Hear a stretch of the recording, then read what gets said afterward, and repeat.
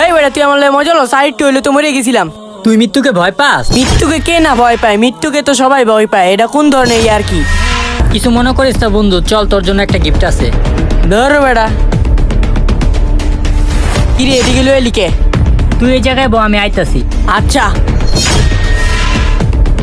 বন্ধু এলো। আরে ওই বেটা, এটা তো কাফনের কাপড়। কি হলো বন্ধু?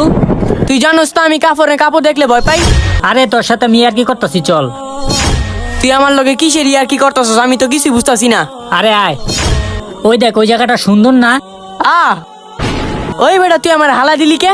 কেন, উপর থেকে নিস্পন্দ পড়লে কি হয়? তুই কি জানোস তো আমি উপর জায়গা থেকে নিচে জায়গায় পড়লে ভয় পাই? আরে হ্যানতে হ্যানে পড়লে কি হয়? আচ্ছা চল, তোরে আমি সব বলতাছি। না না না, তোর সাথে কোনো জায়গায় যাওয়া হইব না। তুই আগে বল কেন এগুলো করতাছস? বন্ধু তুই কিছু মনে করিস না, তোরে আমি সব খুলে বলতেছি, চল। আচ্ছা চল। তোরে সব খুলে বলতেছি। ওই যে মাইকে শোনা গেছে একজন লোক মনে হয় মারা গেছে। জানাজার নামাজটা মনে হয় একটু পরেই পড়াইবো, চল জানাজার নামাজটা পড়ে আসি। না না, আমি জানাজা নামাজে যাম না। হায় রে, তুই মানুষের জানাজার নামাজে যেতে ভয় পাস?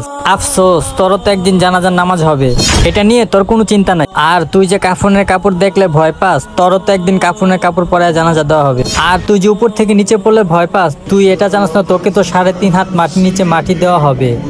বন্ধু এখনো সময় আছে, তুই শুধরে যা। বন্ধু আমি এখন বুঝতে পারছি এতক্ষণ ধরে তুই আমার কি বুঝাতে চাইছো। বন্ধু আজ থেকে আমি 5 ওয়াক্ত নামাজ পড়বো, আর আমি আমার কর্মের জন্য আল্লাহর কাছে মাপ চাইবো। ও তাই নাকি? আচ্ছা চল। ভিডিওটি ভালো লাগলে চ্যানেলটি সাবস্ক্রাইব করে যাবেন আর কমেন্টে আলাবালা লিখে যাবেন।